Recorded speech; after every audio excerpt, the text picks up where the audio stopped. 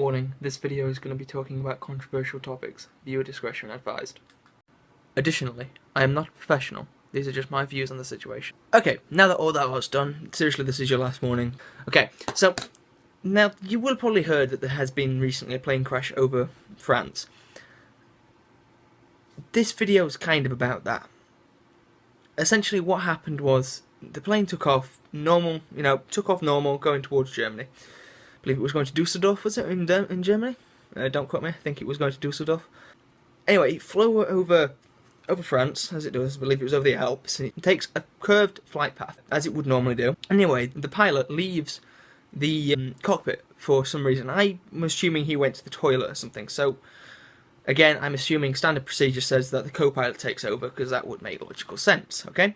So anyway, the co-pilot takes over, and he locks the door. So when the pilot gets back, he can't get it back into the cockpit. Now, while over the mountains, the plane starts to lose altitude. The co-pilot has taken the plane down, and the pilot comes back and is banging on the door. Come on, let me in, and he can't get in. Okay, and the plane crashes. So essentially, if you haven't heard, you are now up to speed on pretty much the situation. Okay. The reason I'm making this video, and you may already guess by the title of this video, is the co-pilot had a condition. It wasn't specified what his condition was, but his psychiatrist did say he had a mental disability, okay? This wouldn't be a problem in any situation at all, okay? It is not something that is bad. The problem there was that he tried to hide this disability. I was reading an article on the internet, a few articles, and they all say that he had sick notes which he tore up to hide this disability. The psychiatrist wouldn't release what the disability was, but he said it was a disability. It was a mental disability. What I am going to be talking about today is why you shouldn't hide a mental illness, okay? It is the worst thing you can possibly do, okay? Because in this situation, it has led to a lot of deaths, okay? So, first of all, there is that why you shouldn't hide it, but it is not in your best interest for your mental health and your mental state as it is. If you hide it, no one can help, okay? It's as simple as that. No one can help if you hide it.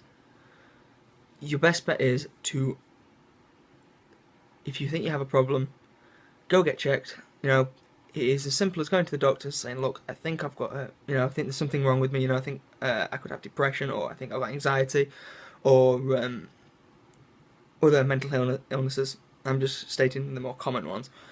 You can just simply go to the doctors and they'll say, right, okay, come back on this day, if it's quite busy, they'll give you an appointment in a few days, and you'll come back and they'll check you out and make sure that you're okay. If you're not, that you can be treated. But you wouldn't have known if you hadn't been checked out, okay? Now, I don't know all of your situations, okay? I am not even going to pretend to understand all of your situations, because that would be stupid and very, very naive of me to do so. But you could be in a situation where you don't want to admit to your family that you've got a problem, okay? This isn't a problem either, okay? There's a really, really easy way around this. You can just say to them, look, I'm going to stop at a friend's house, or I'm going to see a friend, on the day that you booked your appointment.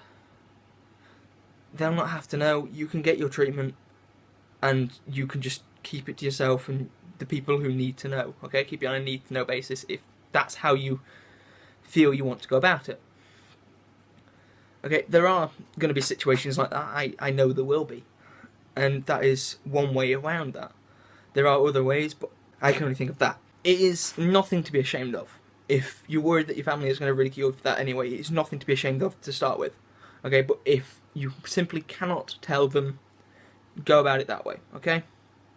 I'm sure you will. There's going to be somebody that you will feel you can trust enough to tell. If that is just your doctor, that is fine, because they can get you the help that you need.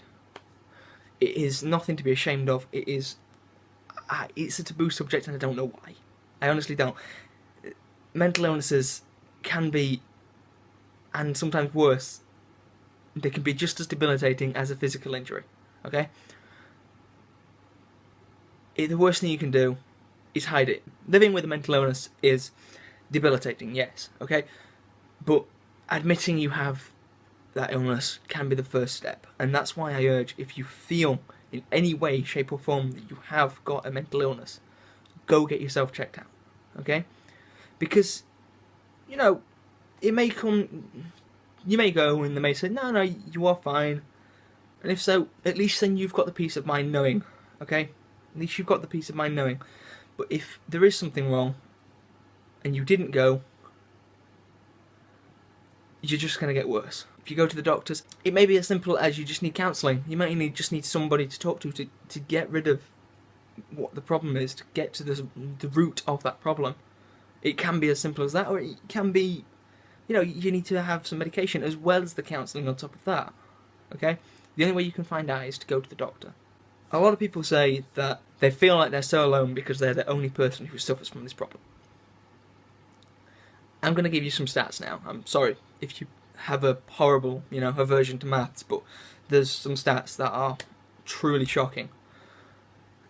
1 in 4 people within 1 year, this is 1 in 4 people per year, will have a mental illness of some form, or a mental health problem of some form, okay?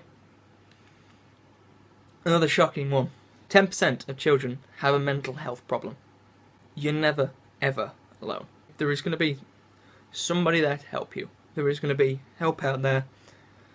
And the first part of the battle is to seek help. To admit you've got that problem and to seek help. Doctors, psychiatrists, they are there to help. It doesn't matter what your problem is, they will help you. Please, if you are in a bad place, seek help.